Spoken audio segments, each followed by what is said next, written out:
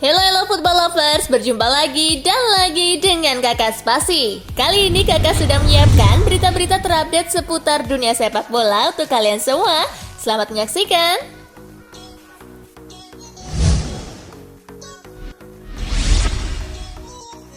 Juventus versus Inter Milan tuntas 1-1.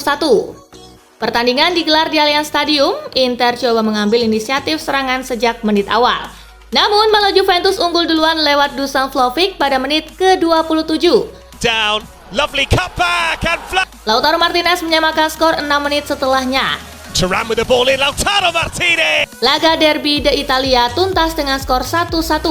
Tambahan 1 poin membuat posisi kedua tim di klasemen tidak berubah. Inter di puncak dengan 32 poin, disusul Juventus di urutan kedua dengan 30 poin.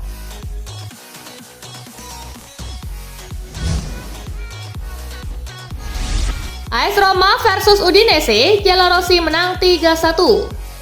Bermain di Stadion Olimpico, Roma versus Udinese dimulai dengan ketat. Roma unggul duluan lewat gol Gianluca Mancini di menit ke-20. Goes for the cross, Mancini's header. Pada menit ke-57, Udinese berhasil menyamakan kedudukan lewat gol Florian Thauvin. Lee, and there's the free header. Gol kedua baru didapat Roma di menit ke-82. Dybala mencatatkan namanya di papan skor. Dybala. Kemenangan Roma kemudian dipastikan oleh gol Stefan El Shaarawy di menit ke-90. El Shaarawy. Hasil ini membuat AS Roma naik ke peringkat ke posisi 5 di klasemen dengan 21 poin, sementara Udinese masih di peringkat ke-16 dengan 11 poin.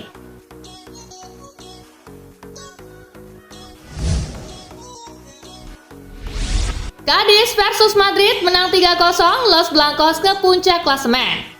Cadiz versus Madrid tersaji di Estadio Nuevo Mirandilla. Tim tamu membuka keunggulan di menit ke-14 lewat Rodrigo.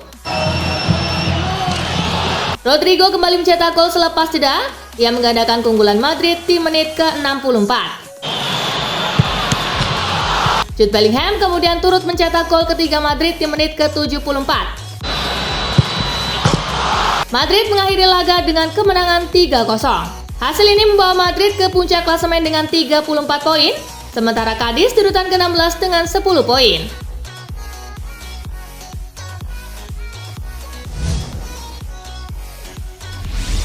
Everton versus Manchester United, Setan Merah sikat Tetovis 3-0.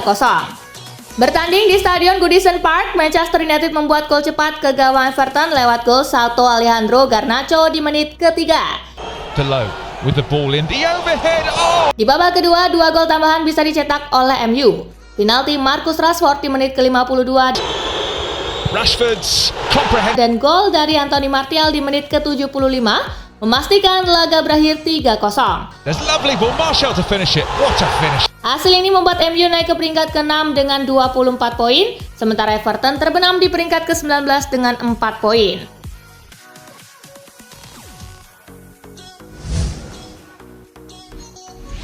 Tottenham versus Villa menang 2-1, The Villains tembus 4 besar. Laga berlangsung di Tottenham Hotspur Stadium. Tottenham bisa unggul lebih dulu di menit ke-22 lewat Giovanni Lo Celso. Post the Celso. Sesaat sebelum jeda, keunggulan The Lily Whites ini lenyap akibat gol dari Pau Torres di menit ke-45 plus 7. It's a well-flighted ball towards Torres again. Villa kemudian bisa berbalik memimpin di babak kedua. Gol Oli Watkins membuat The Villains unggul 2-1. Back for Watkins. Tak ada gol lagi sampai laga tuntas. Hasil ini membawa The Villa ke peringkat keempat dengan 28 poin, sementara Tottenham turun ke peringkat kelima dengan 26 poin.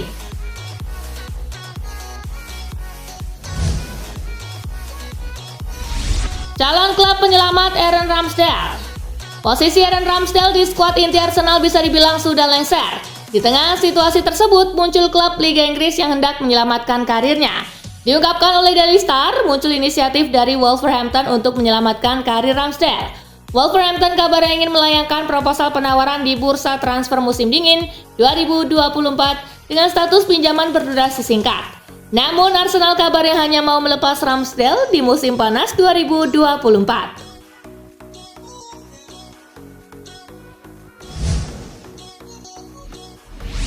Manchester United dan Thomas Müller bisa saling menyelamatkan.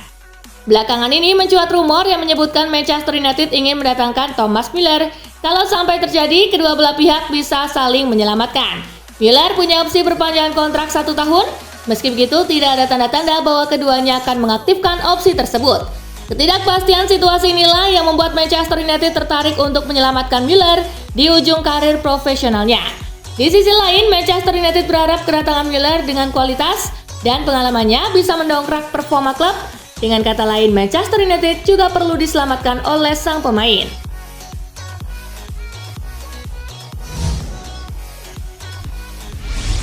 Jimat keselamatan Anthony itu bernama Erik ten Hag. Anthony tidak akan berpisah dari Manchester United dalam waktu dekat.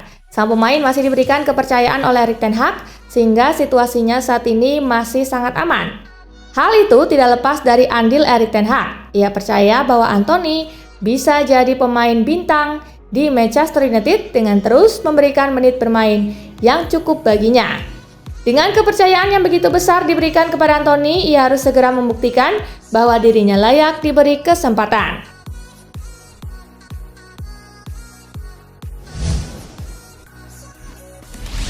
Barcelona akan majukan transfer Vitor Roque jadi Januari 2024. Gavi absen sampai musim depan karena menderita cedera parah. Absennya sang gelandang membuat Barca bisa menggunakan sekitar 80% gajinya untuk mendaftarkan pemain lain sehingga membuka peluang bergabungnya Vitor Roque. Vitor Roque yang direkrut pada awal tahun ini dari Atletico Paranaense awalnya akan diwujudkan pada musim panas mendatang. Namun Barca tampaknya bersedia mempercepat dan menyambutnya ke dalam tim untuk sisa musim ini.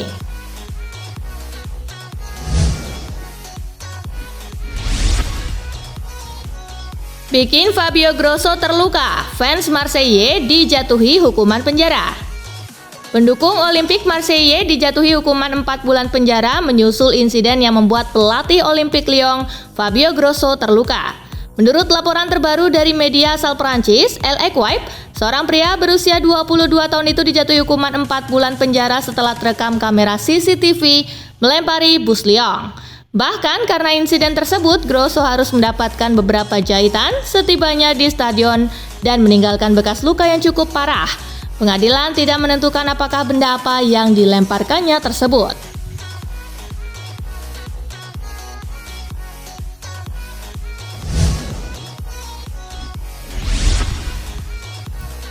Son Heung-min, sial betul, cetak hat-trick goal offside lawan Aston Villa. Tottenham Hotspur takluk saat menjamu Aston Villa. Son Heung-min sebetulnya bisa menjadi pembeda di laga tersebut. Namun sial buat penyerang asal Korea Selatan tersebut karena ada 3 golnya ke gawang The Villains, semuanya dianulir karena offside. Kekalahan atas Villa menjadi yang ketiga beruntun dialami Tottenham setelah sebelumnya mereka takluk di tangan Chelsea 1-4 dan Wolverhampton Wanderers 1-2. Akibatnya anak asuh Ange Postecoglou pun kini terdampar di posisi 5 klasemen dengan 26 poin, berjarak 2 angka dari Villa yang naik ke peringkat keempat besar atau batas zona Liga Champions.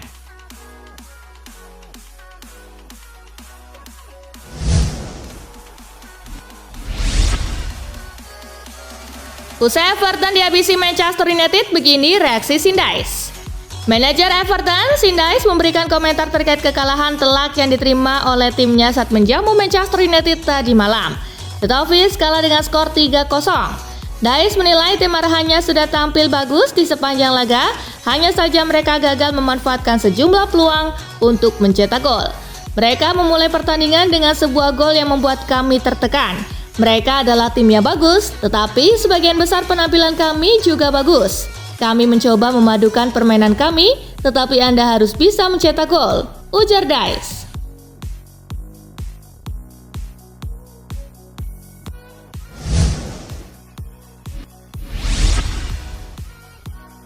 Erik ten Hag puji gol cantik Alejandro Garnacho ke gawang Everton. Manajer Manchester United Erik ten Hag memberikan pujian bagi gol cantik yang dicetak oleh Alejandro Garnacho ke gawang Everton pada laga tadi malam. Gol Garnacho tercipta begitu luar biasa. Berawal dari umpan tarik yang diberikan oleh Diogo Dalot ke area pertahanan The Toffees, Garnacho menyambar bola dengan melakukan tendangan salto. Tak mengherankan jika gol tersebut menuai banyak pujian, termasuk dari Erik ten Hag. Bahkan sang manajer menyebut gol Garnacho tersebut sebagai gol terbaik di Premier League musim ini.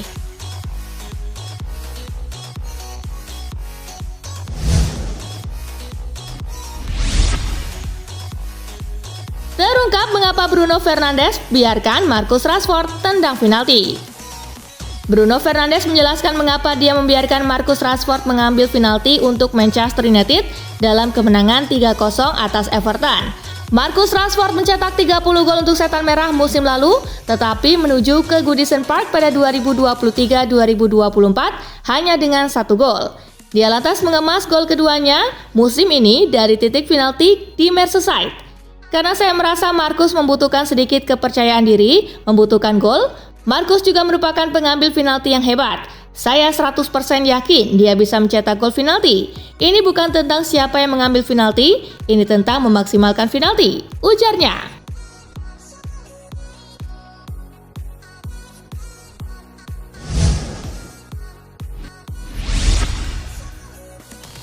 Darwin Núñez catat penampilan ke-60 Benfica tagih bonus ke Liverpool.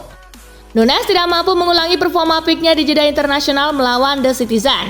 Namun, Mirror melaporkan bahwa kontribusinya di laga tersebut memicu klausul penampilan dalam kesepakatan transfer yang membawa pemain Uruguay itu pindah ke Anfield pada musim panas 2022. Rekor transfer klub yang didatangkan dengan harga 85 juta pound sterling. Liverpool membayar Benfica sebesar 4,3 juta pound sterling setelah sang striker membuat 10 penampilan, dan mereka sekarang akan mengeluarkan 8,5 juta pound sterling lagi setelah Núñez membuat penampilan ke-60 untuk klub.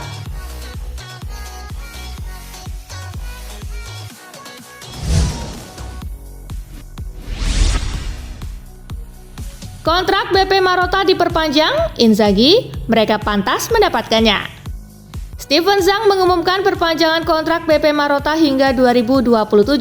Laporan terbaru menyebut jika Piero Ausilio dan Dario Basin juga akan menerima hal yang sama berkat kontribusinya yang positif kepada Inter.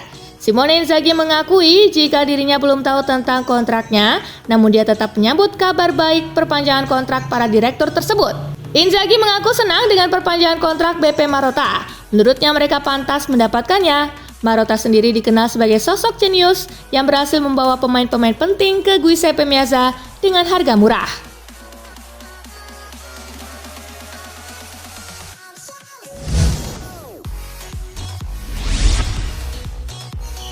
AC Milan dari era kegelapan hingga kini jadi ladang uang. Seiring berakhirnya kepemilikan Silvio Berlusconi dan era emas AC Milan, tak bisa dipungkiri mereka mulai memasuki era kegelapan yang pastinya tidak akan dilupakan oleh fans rossoneri. Hingga akhirnya Elliott Management mengambil alih AC Milan. Setelahnya harapan mulai muncul dengan berbagai langkah perubahan yang dijalankan hingga membuat AC Milan dapat dibilang menjadi ladang uang. Di era ini AC Milan jelas jauh lebih mendingan ketimbang era kegelapan sebelumnya yang mana mulai muncul visi menciptakan kesuksesan melalui pemain muda dan melakukan pembelian pemain secara bijak.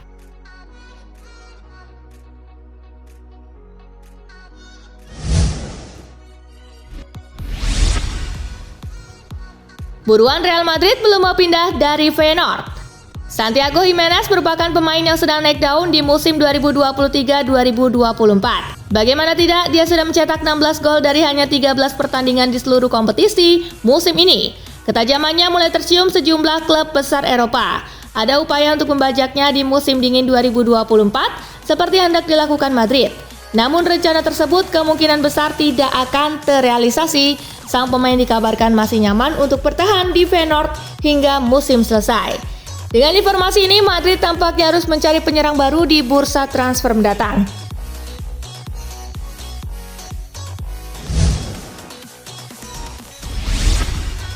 Nah, itulah tadi guys, kumpulan berita menarik dan terupdate dari Kakak Spasi. Simak terus ya berita-berita terupdate lainnya dari Kakak Spasi yang pastinya akan Kakak update di Spasi Football News. Tapi jangan ditinggalin ya channel Spasinya, karena kakak akan update juga tentang fakta-fakta menarik seputar sepak bola dunia. Dan jangan lupa untuk terus di like, comment, share, dan juga subscribe ya. See you guys!